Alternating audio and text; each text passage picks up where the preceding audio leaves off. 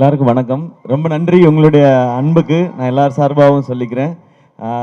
இங்கே வந்திருக்கிற பத்திரிகை, தொலைக்காட்சி, இணையதள நண்பர்கள், வீடியோகிராஃபர்ஸ், ஃபோட்டோகிராஃபர்ஸ் எல்லாருக்கும் நன்றி, வணக்கம்.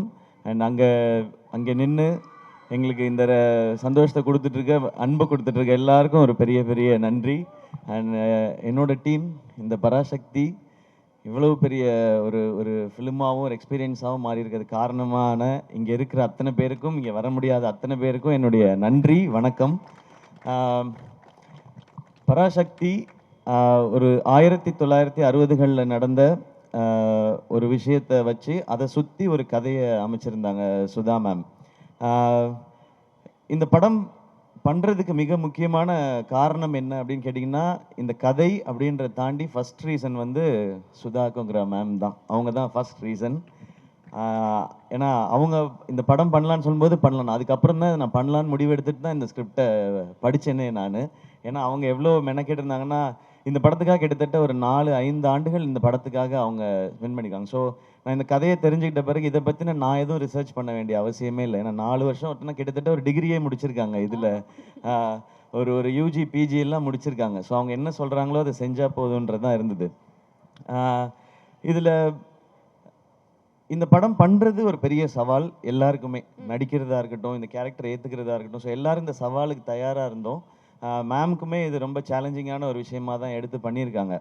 பட் இந்த மாதிரி சவால்களை தலைவர் சொல்கிற மாதிரி சோதனையை சந்திச்சா தாயா சாதனை அப்படின்ற மாதிரி இந்த படம் அப்படி ஒரு சாதனையாக தான் இருக்கும்னு நான் நம்புகிறேன். ஏன்னா அவ்வளோ விஷயங்களை கடந்து வந்திருக்கோம். அண்ட் தேங்க்யூ ஆகாஷ் ப்ரோ, இந்த படத்தோட ப்ரொடியூசர் நீங்கள், இந்த படத்தை நீங்கள் சிரத்தை எடுத்து பண்ணதுக்கு. அண்ட் அதை தாண்டி படங்கள் நிறையா பண்ணிகிட்டே இருக்கோம். ஒரு படம் எடுக்கிறது மட்டும் இல்லை, அதை கொண்டு போய் மக்கள்கிட்ட சேர்க்கறது ரொம்ப முக்கியம். அது என்ன மாதிரி வகையில் இந்த படத்தை புரிஞ்சுக்கிட்டு செய்கிறதுன்னு ஒன்று இருக்குல்ல, அதுக்கு இந்த ஈவெண்ட்டும் ஒரு எக்ஸாம்பிள் நினைக்கிறேன். ஸோ உங்களுக்கும் உங்கள் டீமுக்கும் வாழ்த்துக்கள், நன்றி. அதுக்கப்புறம் நான் ஆக்சுவலாக எல்லாரை பற்றியும் நான் ஆடியோ லான்ச்சில் தான் பேசணும்னு வச்சுருந்தேன். ஏன்னா நிறையா இருக்குது எனக்கு ஒவ்வொருத்தருக்கும் 10 நிமிஷம் இருக்குது. ஒரு எபிசோடாக வச்சுருக்கேன். இங்கே மற்றவங்கெல்லாம் பேசிட்டதுனால நான் ஒரு வரியாவது பேசணும் மேம். இல்லைன்னா யூடியூப்பில் வந்து அழகாக பேசிய ஜெயம் ரவி, அதை கண்டுகொள்ளாத சிவகார்த்திகேயன் அப்படின்னு போடுவாங்க. அதனால் நான் 2 வரியாவது பேசிடுறேன்.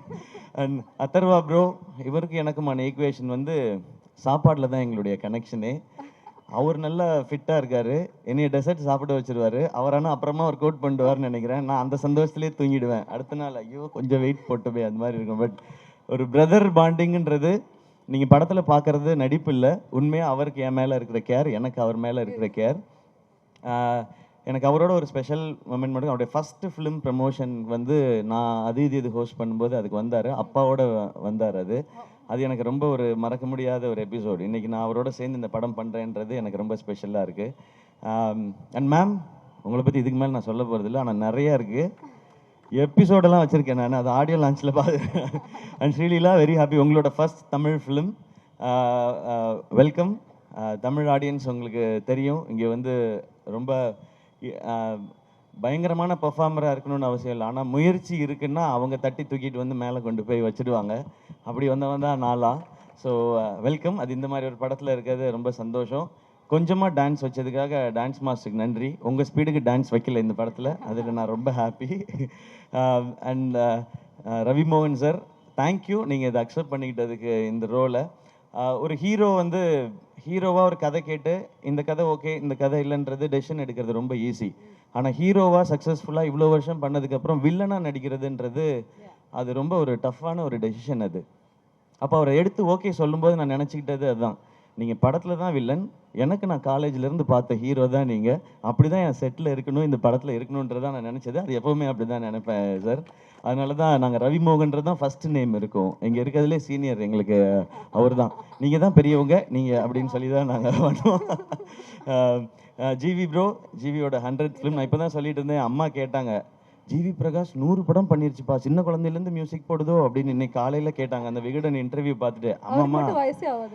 ஆமாம்மா அவர் சின்ன வயசுலேருந்து ஆரம்பிச்சாருமா, நான் குழந்தையா இருக்கும்போதுல மியூசிக் டைரக்டர்லாம் 10 படம் 15 படம்லாம் பண்ணலாமா, அதனால அவன் 100 படம் பண்ணிருச்சுப்பா, பெரிய விஷயம்னு சொல்லிட்டு இருந்தாங்க. உண்மையிலே பெரிய விஷயம் தான். 100 படம் பண்ணுறது இல்லை, அதுக்குள்ளே எல்லா ஜானரும் பண்ணிட்டார் அவர். ஸோ அவருக்கு இப்போ பாருங்களேன் பீரியட் ஃபிலிம் பண்ணும்போதே ஏற்கனவே 1001 இருக்கு, ஒரு மதராசப்பட்டினம் இருக்கு, பராசக்தி இருக்கும்போது அதுக்குள்ளே எப்படி வெரைட்டி கொடுக்கணுன்ற இந்த சாங்ஸ்க்கும் பிஜிஎம்ஸ்க்கும் ரொம்ப ரொம்ப தேங்க்ஸ் ஜிவி. இன்னும் நிறைய இருக்கு உங்களை பற்றி பேச வேண்டியது, ஆடியோ லான்ச்சில் வச்சுக்கிறேன் வாடி. அண்ட் எல்லா டெக்னீஷியன்ஸ்க்கும் ரொம்ப தேங்க்ஸ். ஏன்னா இது 25th ஃபிலிம், ரொம்ப ஸ்பெஷலாக. இது 25th ஃபிலிம் ஆனதுக்கு காரணமும் ஆகாஷ் தான். இது நான் இன்னொரு படம் பண்ணிட்டு இந்த படம் பண்ணலான் போது ஆனால் இது 25th ஃபிலிமாக இருக்கட்டும் போது எனக்கு சொன்ன இதை விட ஒரு ஸ்பெஷல் ஃபிலிம் 25th ஃபிலிமுக்கு கிடைக்குமான்னு தெரியல. இந்த ஸ்டோரி, இப்படி ஒரு டீம் அண்ட் இந்த டைட்டில். ஸோ இது வந்து அந்த பராசக்தியோட அருள் தான் நினைக்கிறேன் எனக்கு கிடைச்சிருக்குது. ஸோ இதெல்லாம் அமைஞ்சிருக்குன்றது. அண்ட் வேர்ல்ட் ஆஃப் பராசக்தி 1960களுக்கு உங்களை எடுத்துகிட்டு போய் ஒரு 2.5 மணி நேரம் கூட்டிகிட்டு போய் ஒரு 2.5 மணி நேரம் உங்களுக்கு அந்த எக்ஸ்பீரியன்ஸை காட்டுறதுக்கான முயற்சி தான் எல்லாருமே பண்ணியிருக்கோம். இந்த படம் ரொம்ப ரொம்ப முக்கியமான ஒரு பிரச்சனையை பேசும். ஆனால் அது கூடவே காதல், பாசம், வீரம், புரட்சின்னு எல்லாமே பேசுகிற படமாக இருக்கும். இந்த பொங்கலுக்கு பராசக்தி ஒரு நல்ல செலிப்ரேஷனாக இருக்கும். எல்லாரும் தேட்டரில் பாருங்கள். இந்த இடத்தையும் உங்களுக்கு ஃப்ரீ டைம் இருந்ததுன்னா வந்து எக்ஸ்பீரியன்ஸ் பண்ணுங்கள். ஃப்ரீ டைம் இல்லை, கண்டிப்பாக வரணும். அப்படி நான் சொல்லக்கூடாது இல்லை. ஏன்டா எங்களுக்கு எவ்வளோ வேலை இருக்குது, நீ என்னடா கண்டிப்பாக வரணுன்ற அப்படின்னு கேட்பாங்க. உங்களுக்கு தெரியாது மேடையில் பேசுறது எவ்வளோ கஷ்டம்னு. நாளைக்கு யோசிச்சு பேசிகிட்டு இருக்கோம். ஸோ ஃப்ரீ டைம் இருக்கும்போது வந்து பாருங்க. ஏன்னா வீக்கெண்ட் வந்துருச்சு இல்லையா? ஸோ எங்கேயாவது இந்த பக்கமாக அப்படி போகும்போது வாங்க, ஓ இதெல்லாம் பண்ணியிருக்கீங்களான் இருக்கும். எனக்கு அந்த செவர்லே கார்லாம் பார்க்கும்போது அந்த மாதிரி ஒரு எக்ஸ்பீரியன்ஸ் தான் இருந்தது. நான் அதெல்லாம் கேள்விப்பட்டிருக்கேன், கேட்டிருக்கேன். அது நேரில் பார்க்கும்போதோ அதை அனுபவிக்கும் போதோ அது ஒரு புது ஃபீல் அது. அண்ட் இந்த இடத்துல இந்த ஈவெண்ட் நடக்கிறது சூப்பர். ஆமாம். ஸோ இந்த ஃபிலிமே அப்படிதான். இது ஒரு இந்த ஃபிலிம் ஒரு பிளெஸிங் அப்படிதான் நான் நினைக்கிறேன். ஓகே, சிவகார்த்திகனோட முதல் படங்கள்லாம் வந்து பார்த்தா நம்மள அப்படியே சிரிக்க வச்சு ஹாப்பியாக ஃபீல் பண்ண வச்சிருப்பாரு. அதுக்கப்புறம் அமரன்ல தேம்பி அழுக வச்சிங்க கடைசியில் கிளைமேக்ஸில். இந்த படத்தில் எங்களுக்கு எந்த மாதிரி ஒரு அனுபவம், ஒரு ஃபீல் வந்து கிடைக்க போகுது உங்ககிட்ட இருந்து? இன்ஸ்பைரிங் ஃபீல் கிடைக்கும். எல்லாருக்கும் ரொம்ப இன்ஸ்பைரிங்காக இருக்கும் இந்த படம் பார்க்கும்பொழுது. எஸ்பெஷலி இந்த படம் பராசக்தின்றது வந்து ஸ்டூடெண்ட்ஸோட பவர் என்னங்கிறத பேசுறது தான் இந்த படம். அந்த பவரை நிச்சயமாக படம் பார்க்கும்போது உணர்வாங்க. ஓகே.